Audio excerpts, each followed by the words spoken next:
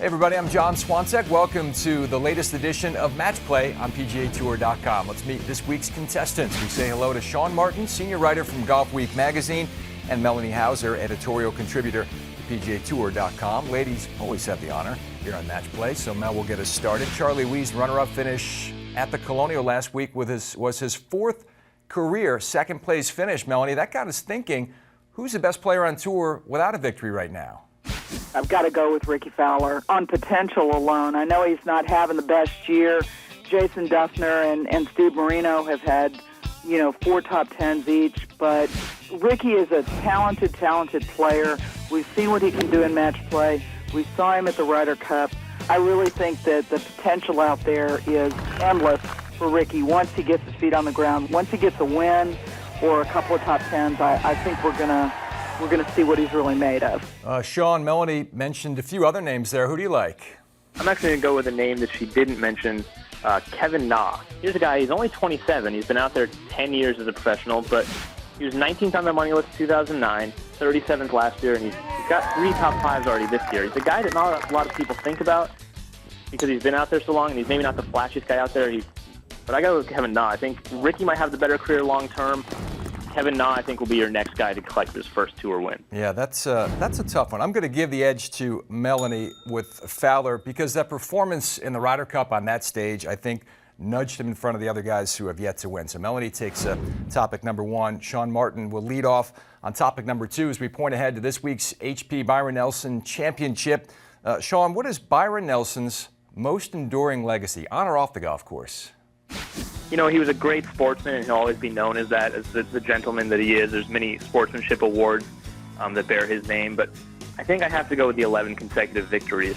It's just one of those records in sports that will never be touched. It's up there with Joe DiMaggio's hitting streak, Cal Ripken's consecutive games, and it'll always be talked about in that vein, and it really shows the greatness of Byron Nelson, which I think sometimes is underrated because he did retire young. We forget how great he really was. So I'm going to go with the 11 consecutive victories, which, by the way, earned slightly less than $35,000 for all 11 of those wins. That's a top 25 on tour today. So. Yeah, Melanie, that 1945 season in which Nelson won 18 times was astounding, wasn't it?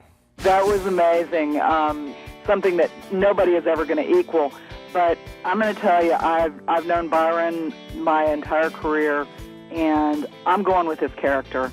This is a man who played golf so he could become a rancher, who looked at the other things in life as the most important things, the little things. I watched him take such care of saying hello to people and taking every picture he could in concert with the great player that he was. I come away looking more at Byron the man than I do at Byron the golfer. I appreciate the personal connection there. He was the game's ultimate gentleman who established a history of charitable giving as well. But 11 straight is astounding, is never going to be touched. I'm going to have topic number 2. Good points made from both our competitors. Let's go to topic 3. It goes back to Melanie. We'll stick with Dallas, home of this week's HP Byron Nelson Championship. Got the NBA Conference Finals going on with the Mavs this week, and that got us thinking, Melanie, what's the best sports town that the PGA Tour regularly stops in? I have to go with Dallas, and actually it's not fair because when you think of Dallas, it's really Dallas and Fort Worth combined because they both claim the Mavericks, they both claim the Cowboys, but that is a crazy city. That's a city that goes nuts over Tony Romo trying to qualify for the U.S. Open because they think he should be over at the Cowboys practice facility working on plays and team, OTAs. I mean, I got to say, being from Houston, I go up there and I'm kind of blown away by, how sports crazy the whole Metroplex area is.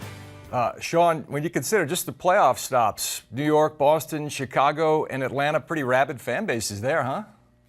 John, you read my mind. I was going to go with Boston. I'm an LA guy, so I don't know what it's like to be in a great sports town, even though I am a Dodgers fan. But I think being a baseball guy, I got to go with Boston. Nothing better than Fenway Park. Plus, this year with the playoffs, you got the Celtics, you got the Bruins. Come winter, you got people out in the snow watching Tom Brady and the Patriots. I mean, what better place to be a sports fan right now? You're constantly winning. You got nothing to worry about. The curse is over for the Red Sox. I'm pretty envious actually of the Boston fans, except for the weather. If I had to move somewhere else and go to check out those venues and see those teams, I'd be in Boston in a heartbeat. Any LA guy that has the guts to pick Boston as America's best sports town needs to be recognized. I'm going to give topic number 3 to Sean Martin. Very nice match. It ended up being half between Melanie Hauser and Sean Martin, so we look forward to doing it again. I thank you both. It was well played.